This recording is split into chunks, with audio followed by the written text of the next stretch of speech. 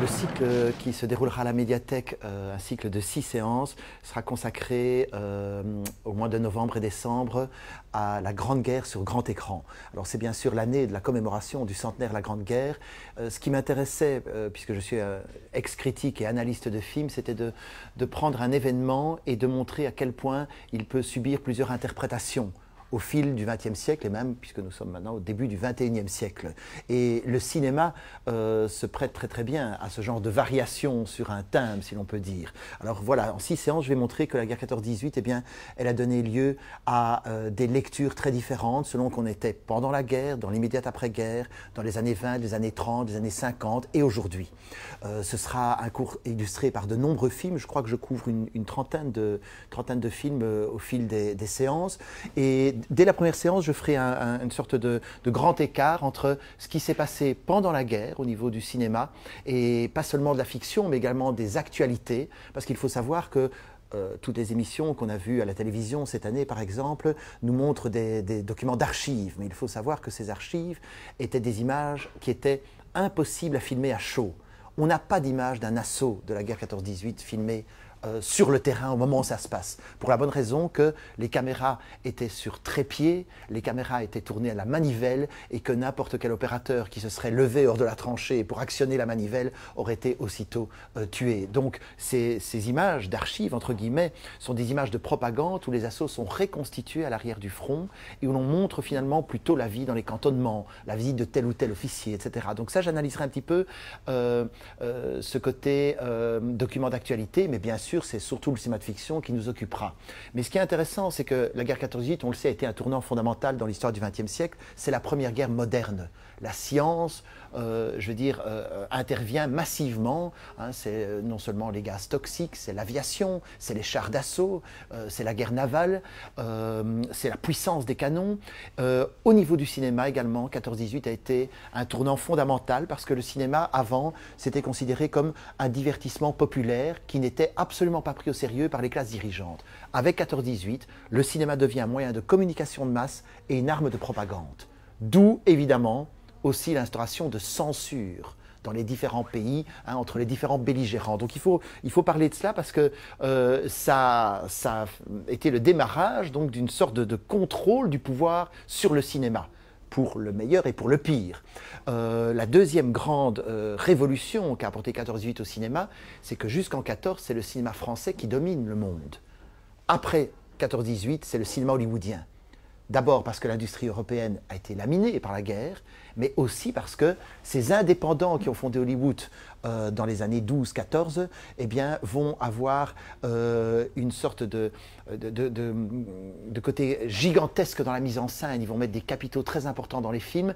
Et les films de guerre les plus impressionnants des années 16, 17, 18 et même dans les années 20, ce sont les Américains qui le font. Alors il y en a de très célèbres. Il y a Charlos Soldat, par exemple, qui est un film que Chaplin a fait parce qu'on lui reprochait de ne pas s'être engagé dans l'armée. Et Chaplin va donc faire un film patriotique, mais en même temps avec une sorte de distance ironique et aussi avec un humour de survie qui sera énormément apprécié par les soldats dans les tranchées. Eux qui ne voyaient pas leur véritable vécu sur l'écran dans ces images d'archives qui étaient au fond des images à la fois contrôlées par le pouvoir et des images qui étaient reconstituées. Alors au niveau de l'évolution historique, je veux dire, on a donc un cinéma pendant le conflit et dans l'immédiate après-guerre qui joue la carte du patriotisme héroïque, du nationalisme exacerbé, donc on diabolise l'ennemi. Les Allemands sont vraiment les barbares, les Huns, ils sont violeurs de femmes, tueurs d'enfants, ils investissent des lieux et ils détruisent le mobilier, les tableaux, etc.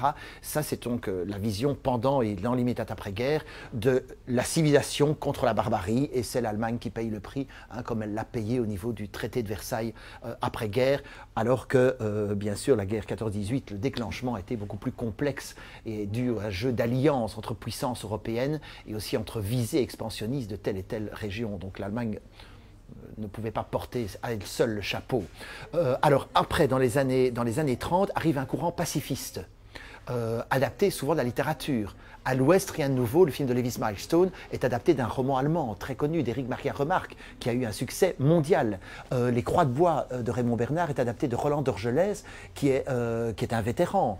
Et Milestone, par exemple, qui réalise À l'Ouest, rien de nouveau, est aussi un vétéran. Donc ce sont des gens qui ont connu le terrain.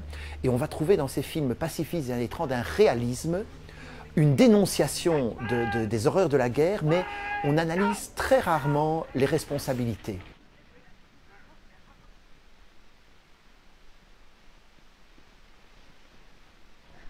Head down! Keep your head down, farmer! Detachment! Get up!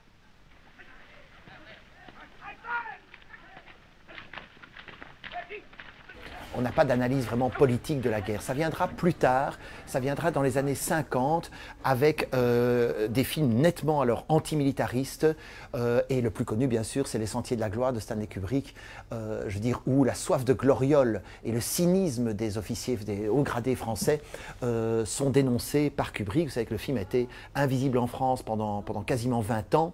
Paradoxalement, il a été tourné à Munich avec des soldats allemands qui jouaient les soldats français, quand à la fin il y a une jeune Allemande qui sera la troisième épouse de Kubrick et sa veuve aujourd'hui, quand cette femme est obligée d'entonner un chant devant les soldats français, elle chante en allemand et nous avons ces soldats qui ont la larme à l'œil. Ce sont tous des soldats qui venaient de la région de Munich, qui étaient des figurants payés par Kubrick. Voilà, ça c'est un peu les paradoxes des tournages de films. Il y a également, dans le tournant des années 60-70, des films très importants concernant les mutilés de guerre. C'est quelque chose évidemment qu'on ne montrait pas auparavant, parce que pendant la guerre, ça aurait évidemment démoralisé totalement à la fois les gens qui étaient dans les tranchées et l'arrière.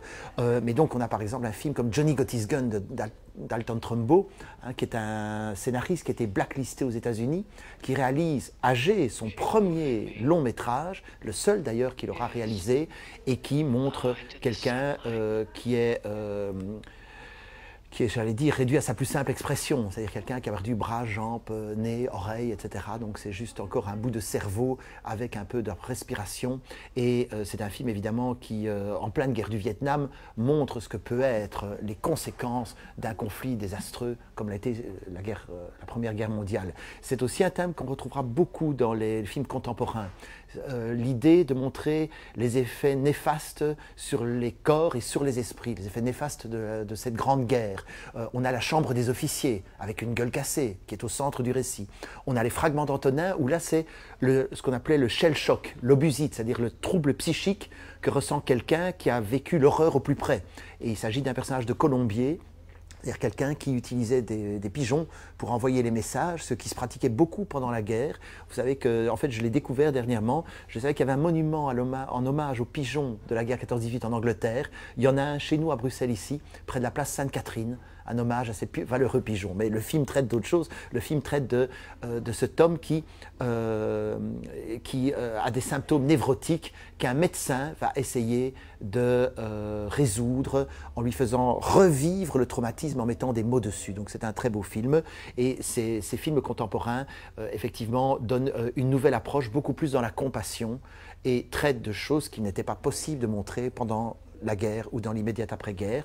Et alors, entre les deux, entre cette vague antimilitariste des années 50-60 et l'époque contemporaine, on a aussi des tentatives très intéressantes d'aborder la guerre à travers des genres qui ne sont pas nécessairement faits pour, c'est-à-dire, par exemple, la comédie musicale. Richard Attenborough, dans Oh, What a Lovely War, nous fait danser les soldats et les hauts gradés et nous donne une analyse politique extrêmement féroce de tout ce jeu d'alliance qui a précipité l'Europe dans un conflit extrêmement meurtrier, le plus meurtrier à l'époque de toute l'histoire humaine. Voilà, donc nous allons faire un parcours sur plus de 100 ans, avec énormément de films différents. Il y aura des films allemands, italiens, anglais, américains. J'aurais pu élargir encore, montrer des films soviétiques, mais il fallait un petit peu quand même aussi recadrer la matière. Et je pense qu'à travers ce parcours, nous pourrons voir à quel point, je veux dire, il y a une complexité d'un événement historique, à quel point les films révèlent plus la mentalité de l'époque où ils ont été tournés que ce qui s'est vraiment passé à une époque donnée. Donc je vous donne rendez-vous au mois de novembre et décembre pour la Grande Guerre sur grand écran, ici à Point Culture, ULB, avenue Paul Léger.